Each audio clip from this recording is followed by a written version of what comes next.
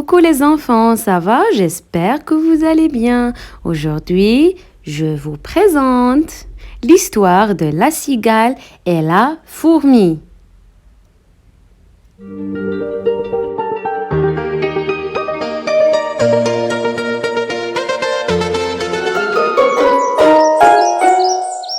Il était une fois, au beau milieu de l'été, des animaux qui vivaient paisiblement dans la forêt.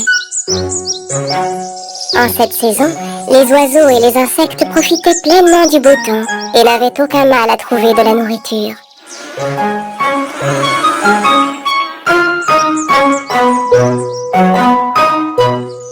Pour la paresseuse cigale, c'était un jour comme les autres. L'insecte savourait les racines et les herbes qu'il avait trouvées et chantait des chansons en jouant du violon étendu sous un arbre. Oh, quelle belle journée, la la la la la, je chante des chansons avec mon violon. Je ne connais pas les paroles de la chanson, mais à quoi bon? Quand il eut fini sa chanson criarde, il entendit un bruit et écouta attentivement. Pour essayer de repérer d'où venait le bruit, il grimpa plus haut sur une branche de l'arbre. C'est alors qu'il aperçut un peu plus loin une longue file de fourmis. Les insectes marchaient en rang comme des soldats. Chaque fourmi transportait à grand-peine des graines et des fruits séchés qui étaient tombés des arbres. La cigale sauta à terre et regarda les fourmis s'éloigner avec un air d'incompréhension. Je ne comprendrai jamais ces fourmis. Elles travaillent tout le temps. À cet instant, il aperçut une fourmi qui venait vers lui. Le petit insecte transportait sur son dos une graine bien plus grosse que lui.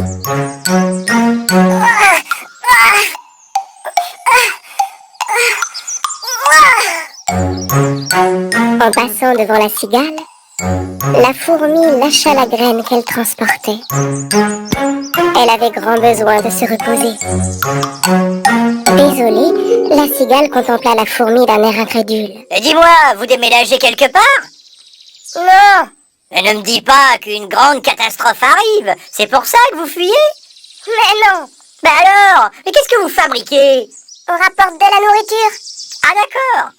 Eh bien, vous devez attendre beaucoup d'invités. Non, on fait nos réserves pour l'hiver. Vous faites des réserves pour l'hiver? Pourquoi? Vous avez tout le temps. C'est l'été. L'hiver n'est pas encore arrivé. Amusez-vous, profitez plutôt du beau temps. Oui, après, qu'est-ce qu'on fera l'hiver venu?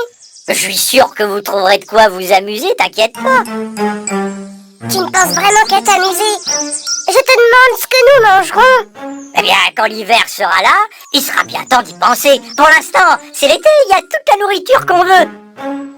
Lassée d'entendre la cigale dire des absurdités, la fourmi essaya de reprendre sa graine pour s'en aller. Je dois rejoindre mes camarades. Tu peux m'aider à charger cette graine sur mon dos? Un chanteur et un artiste comme moi ne doit pas soulever de charges aussi lourdes. Agacée par la réponse égoïste de la cigale, la fourmi détourna le regard et essaya à nouveau de soulever sa graine. Ah, je vais quand même te donner un coup de main. La cigale ramassa la grosse graine et la plaça sur le dos de la fourmi. La fourmi remercia la cigale et se remit en route. Pauvre petite, tous ces efforts pour rien. La cigale s'installa à nouveau sous son arbre. Elle grignota encore un peu, puis se remit à jouer du violon. Oh, quelle belle journée, la la la la. Je chante des chansons avec mon violon et je profite de cette belle saison. La la la la la. À cet instant, un écureuil sortit sa tête du tronc de l'arbre. La la la la la. Ça suffit! Arrête ça, s'il te plaît! Va chanter ta chanson ailleurs! J'essaie de me reposer, moi! Alors la cigale arrêta de chanter, jeta un regard dédaigneux à l'écureuil, ramassa son violon et s'en alla. Ils ne savent pas apprécier les véritables artistes dans cette forêt. L'été était toujours aussi beau et les fourmis continuaient de transporter de la nourriture dans leur fourmilière.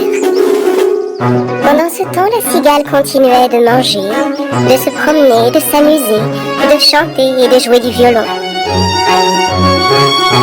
Enfin, l'hiver arriva et le froid s'installa. Un matin, en se réveillant, les fourmis regardèrent dehors et virent que tout le paysage était recouvert de neige. Les petites fourmis eurent une pensée pour tous les animaux qui vivaient dans le froid, tremblants et affamés. De son côté, les herbes étant ensevelies par la neige, la cigale n'avait rien trouvé à manger depuis des jours. Tremblante, à bout de force, elle était incapable de chanter ou de jouer du violon. Rassemblant toutes ses forces, le pauvre insecte marcha dans la neige en repensant avec nostalgie aux jours heureux de l'été. Ah, c'était le bon temps. On trouvait de la nourriture. J'avais le ventre toujours plein, j'étais heureux. Soudain, il repensa aux fourmis qu'il avait vues transporter de la nourriture tout au long de l'été. Et il regretta de ne pas les avoir prises au sérieux. Il s'était bien moqué d'elles pendant l'été, et il se demandait maintenant si elles accepteraient de lui venir en aide. De toute façon, il était maintenant trop tard pour s'en aller. Oh, pas le moment de faire le fier. Je dois trouver le nid des fourmis et leur demander de l'aide. L'insecte se dirigea vers la fourmilière. Arrivé devant la porte, il appela. « Y a quelqu'un? Aidez-moi, je vous prie! » Qui est là? Il entendit du bruit à l'intérieur de la fourmilière. Gelée et à bout de force, la cigale répondit. « Ma chère amie, c'est moi, la cigale.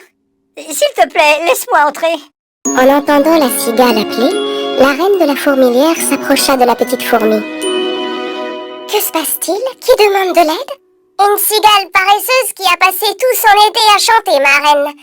Je pense qu'elle nous appelle parce qu'elle a faim. Ouvrons-lui.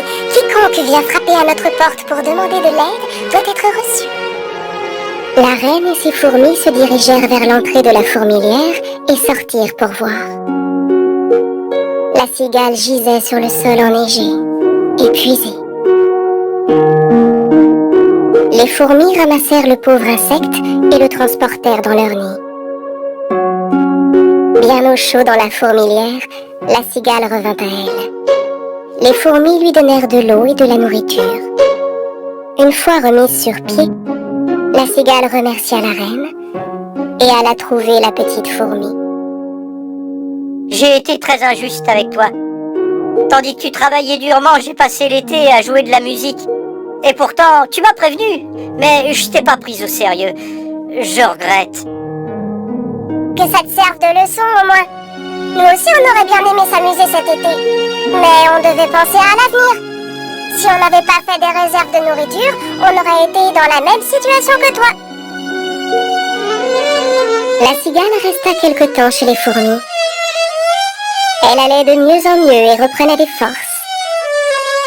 Quand elle s'en alla, les fourmis lui donnèrent de la nourriture à emporter. Merci pour tout, mes amis. Vous m'avez sauvé la vie. Je ne l'oublierai jamais. À partir de maintenant, je ne serai plus jamais paresseux. Je peux te demander quelque chose? Mais bien sûr. Qu'est-ce que tu veux? Quand l'été sera revenu, tu pourrais peut-être prendre des leçons de musique et apprendre à jouer du violon. Je suis sûre que ça ferait plaisir à tous les animaux.